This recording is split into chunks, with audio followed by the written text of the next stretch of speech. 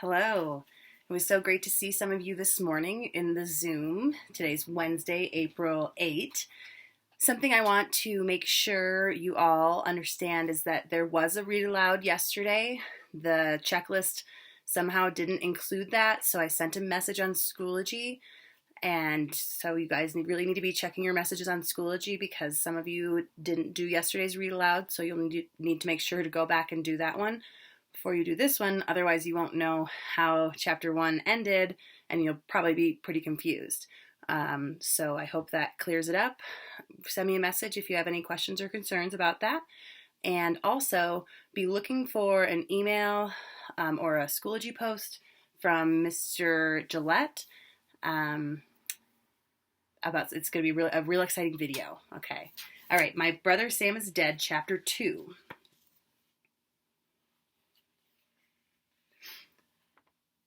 My father's name was Eliphalet, but everybody called him Life. My mother's name was Susanna. Father was born in Reading, where we have our tavern, but mother was born over in New York. He had cousins over there where she used to live. Their names were Platt, which used to be mother's name. I'd never met them, but when father went over to Verplank's Point every year to sell cattle and buy supplies, he stayed with them and caught up on the news. Reading wasn't much of a town compared with places like New Haven, although actually I had never been to New Haven. About the only big place I'd ever been was Fairfield, down on Long Island Sound, where I used to go sometimes with Father and Sam to pick up sugar or rum that came from the Barbados, that came up from the Barbados in big ships. There were thousands of people in Fairfield, at least it seemed like that, but there were only a few hundred in Reading. Reading was divided into two parts, Reading Center and Reading Ridge, which was where we lived. Our tavern was at a corner where the Danbury-Fairfield Road met Cross Highway. Across the Danbury-Fairfield Road from us was the church and the graveyard. Next to the church, on the other side of Cross Highway, was an empty field where the train band practiced drilling. Next door to us was the Betts' house, and scattered around were a dozen more houses, the Sanford's house and the Rogers' house and Mr. Heron's house and some others. Our tavern was finished with shingles, but some of the richer people, like Mr. Heron, had white clapboard siding on their houses. Our church in Reading Ridge was the Anglican church. Anglican meant English church. In England, everybody had to belong to it, or at least they were supposed to.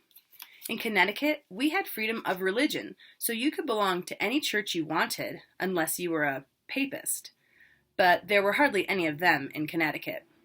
Over at Reading Center, there was a Presbyterian church. Naturally, if you were a Presbyterian, you built your house over there, and if you were an Anglican, you built here on the ridge. Although, of course, there were lots of farmers all around who didn't live near either church and just went to the one they wanted.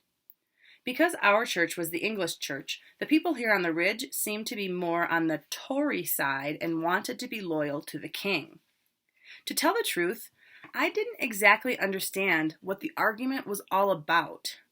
Ever since I could remember, all my life in fact, there had been these discussions and arguments and debates about whether we ought to obey His Majesty's government or whether we should rebel. What kept confusing me about it was that the argument didn't have two sides the way an argument should, but about 6 sides. Some people said that the king was the king, and that was that, and we ought to do what he said. Other people said that men were supposed to be free to govern themselves, and we should rebel and drive the lobsterbacks out altogether. Some others said, well, they were born Englishmen, and they wanted to die Englishmen, but that the colonies ought to have more say in their own government, and that maybe we'd have to give the lobsterbacks a taste of blood just to show the king that we meant business. Oh, people had all kinds of ideas, that we New Englanders ought to join together, or that all the colonies ought to set up one big government, or that, well, I don't know, I can't even remember all the different sides there were to the argument. You can see how confusing it was when you realize that sometimes Sam's side was called patriots and sometimes they were called rebels. I guess I'd been reading newspaper stories about it and hearing people shout over the whole thing for so long that I didn't listen anymore. It just went in one ear and out the other. But now it seemed like it wasn't going to be just an argument anymore. Around 50 of the Minutemen and lots of British troops had been killed on Friday at Lexington or Concord, or wherever it was, although nobody seemed to know how many for sure. And Sam was going to fight. Sunday morning was bright and sunny and warm. The rain had stopped during the night. Although the road was full of mud, the fields were drying and the birds were singing. I couldn't enjoy it very much, though. The fight Sam had had with Father the night before still hung around me the way a bad dream does sometimes. Sam and Father had had fights before, and they always got over them in a day or two. But this one seemed worse than the others, and it worried me that maybe they wouldn't fix it up. I didn't think Father would want to talk about it. Usually when something important happened, he would just ignore it until he'd decided what to do.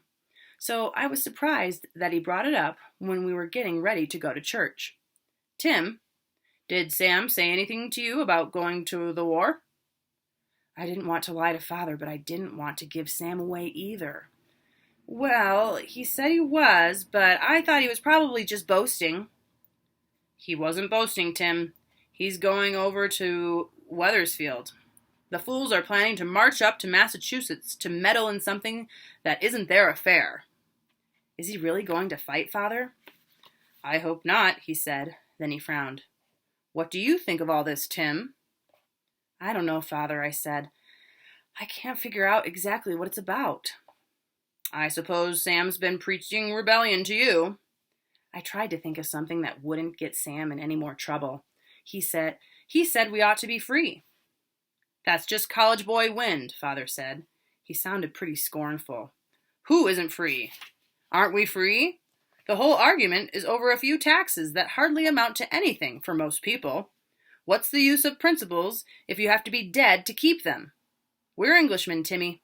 Of course, there are injustices. There are always injustices. That's the way of God's world. But you never get rid of injustices by fighting. Look at Europe. They've had one war after another for hundreds of years. And show me where anything ever got any better for them. Well, let's go to church. It's time for prayer." I decided to forget about the whole thing. It was too worrying. We went out across the muddy road to church, and I climbed up into the balcony where the children, Indians, and black people sat. Redding Ridge, being a small place, I knew everybody there, all the kids, and Tom Warups and Ned, the Star's black man. I sat down next to Jerry Sanford. Jerry was a couple of years younger than me, but he was the person closest to my age around, and we did a lot of things together. And the first thing he said was, "We heard Sam ran away to fight." Nobody was going to let me forget about it, that was sure. Mr. Beach made it the subject of his sermon. He really got wound up on it too. He said that our first duty was to God, but that our Lord Jesus Christ had said, "Render therefore unto Caesar the things which are Caesar's." And that meant we were supposed to be loyal Englishmen.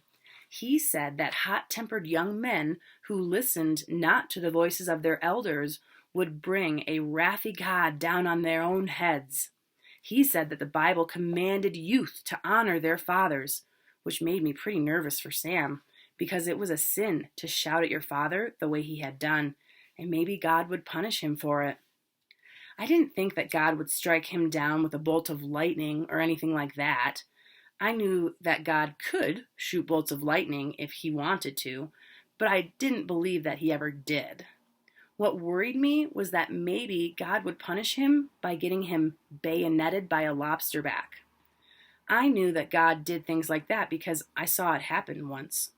A farmer from the center came down here one Sunday very drunk and rode his horse through the burying ground. And when Mr. Beach told him to get out, he told Mr. Beach to go to hell and started to gallop his horse at Mr. Beach. But before the horse got more than 2 or 3 paces, he tripped on a headstone and the farmer fell off and broke his neck and was dead a minute later. It's a true story. There were scores of witnesses. So I knew that God could get Sam if he wanted to. And between worrying about that and being confused over which side was right, I couldn't concentrate on church much. I just wanted to get out of there. But Mr. Beach always preached at least an hour, and being fired up about the Lexington battle, he went on longer.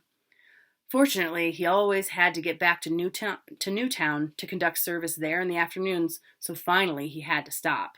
And we finished up the service, and I breathed a sigh of relief and got up and started to file toward the stairs. I was nearly there when somebody touched me on the arm and I turned around. It was Tom Worrups. Tom didn't look much like an Indian. He wore the same kind of brown shirt and trousers any farmer around Reading wore, and he spoke pretty good English. "Hello, Tom," I said. He didn't say anything, but he clutched me by the arm and sort of held me back while the others filed past us down the balcony steps. Then he said in a low voice, "If I tell you where Sam is, you don't tell nobody." He looked at me hard and squeezed my arm, not enough to hurt, but enough so I knew he could hurt me if he wanted. "Is he up at your place, Tom?" "You don't tell nobody, Timmy. You get Tom in trouble." "I won't tell, Tom." I wouldn't either. Tom scared me. He let go of my arm and turned and went down the stairs. I came along behind him. My parents were standing out in front of the church talking to people. It was always the same. Church was practically the only time we ever saw some of the farmers from farther out in the parish, places like Umpawag. They wanted to keep up with the news, and Father always spent some time with them. It was good business, Father said, to be cordial with people.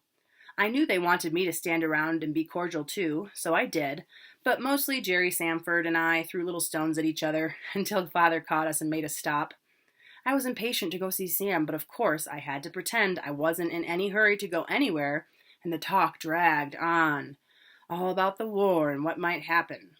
Finally, my parents got done talking, and we started to cross the street. "Father," I said, "Jerry Sanford wants me to help him carry up a big log from the woodlot." "That's breaking the Sabbath," he said. "Well, it won't take very long." He just shrugged.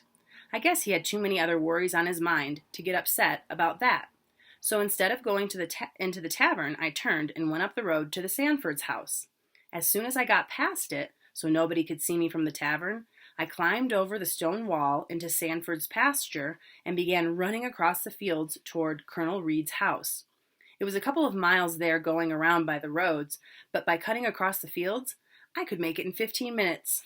Better yet, it brought me in from the rise behind the house where Tom Worrup's shack was.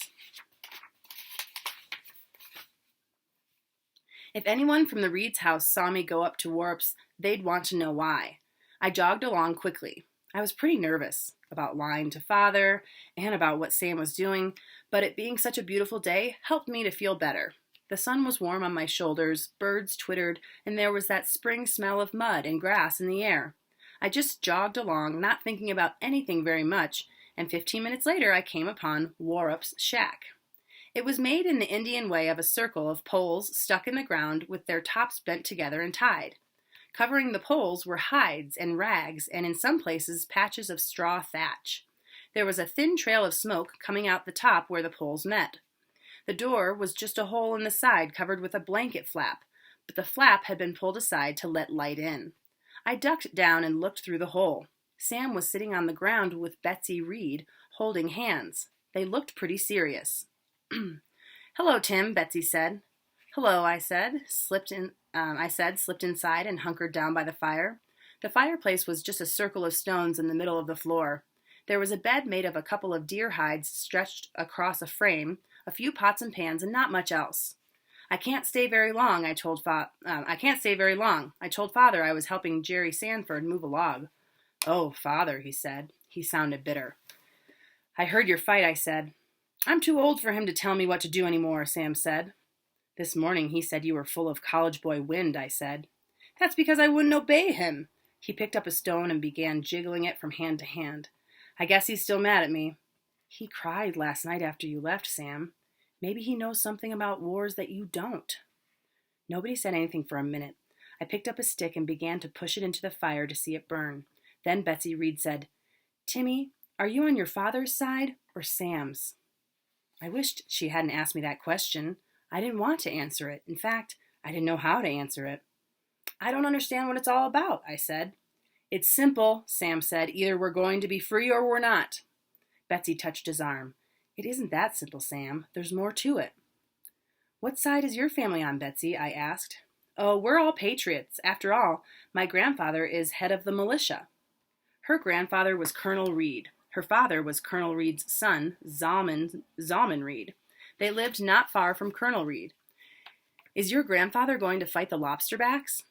I don't think so, Betsy said. He's too old. He said he would probably resign his commission to some younger man. Anyway, he doesn't think we ought to fight unless we really have to. He says there ought to be some way of working it out with the king and Parliament without having to fight. There isn't any way to work it out, Sam said. The British government is determined to keep us their slaves. We're going to fight. A lot of people aren't going to fight, I said. Around here they aren't. This is Tory country. Father, Mr. Beach, the Lyons, the Couches, most of them in our church are Tories, and they think it's the same everywhere, but it isn't. Down in New Haven, they're ready to fight, and Windham's already marched their militia to Boston. He was being scornful. Sam always got scornful when other people disagreed with him because he always thought he was right, although, to be honest, a lot of the time he was right because of being so smart.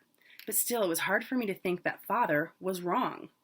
Sam, Father says for most people it isn't being free, it's only a few pence in taxes. That's Father for you. It's the money that counts. That's Father for you. It's the money that counts. There are principles involved, Tim. Either you live up to your principles or you don't, and maybe you have to take a chance on getting killed. Who wants to get killed? Nobody wants to get killed, Sam said, but you should be willing to die for your principles. That's right, Betsy said. But Betsy, you don't have to take a chance on getting killed, I said. I'd fight if I could, she said. I hated arguing about it. Well, maybe the king will change his mind and get the lobsterbacks out. Sam shook his head. He won't. He thinks he's going to teach us a lesson, but we're going to teach him one. We already taught him one at Lexington. That's what I mean, I said. Maybe he'll give up now. Betsy shook her head. He won't. Not according to my father. Everybody was quiet for a minute. Then Sam said, There's going to be war. Which side are you going to be on? I couldn't answer. Sam made it seem that he was right and Father was wrong, but I didn't see how I could go against Father. I didn't say anything. Tim, you could help us by keeping an ear out in the tavern. With all the Tories around Reading, there'll be lots of talk about what the lobsterbacks are up to. You could find out who the Tories are, who's on our side, and things like that. It made me nervous to think about. I won't hear anything like that. You could be a big help, Sam said. You could be a hero. I stood up. I have to go. Father'll get suspicious. Sam got up too. Well, think about it, he said. Betsy stood. Tim, I'll see you around the tavern if you hear anything. But I wasn't paying attention to what she said because as she stood up, the shadows shifted and the firelight fell on the wall of the hut. There was a blanket lying there as if somebody had just thrown it down. But it hadn't just been thrown down accidentally because sticking out from one end of it was the stock of a gun. Sam, I shouted, you stole Father's brown Bess. He jerked around to look at it. Damn, he said, I didn't want you to see that. Sam, you can't take that. It's not yours, it's Father's. Shh, don't shout so loud. I have to have it, Tim. I need it to fight with. Sam, you can't take it. We need it at home. Father needs it. You don't expect me to fight without a gun, do you? He gave me a sharp look. Are you going to tell Father I'm still here? Timmy, Betsy said, you don't want your brother to get killed, do you? I stood there confused and mixed up inside. I didn't say anything. Are you going to tell? Sam said again. Sam, please don't take it. I knew I was about to cry. Please, Sam. I have to have it, Tim. Timmy, Betsy said, you don't want Sam to get killed, do you? Oh, sorry, I think I reread that part. Please, Sam. Are you going to tell? Sam said. Then I couldn't hold back any more and I began to cry. No, I won't tell, I whispered. Goodbye. And I turned and ran out of the hut and out across the field. About halfway home, I got ashamed of myself for crying and stopped, and by the time I reached the tavern, I'd got my eyes back to normal and nobody noticed.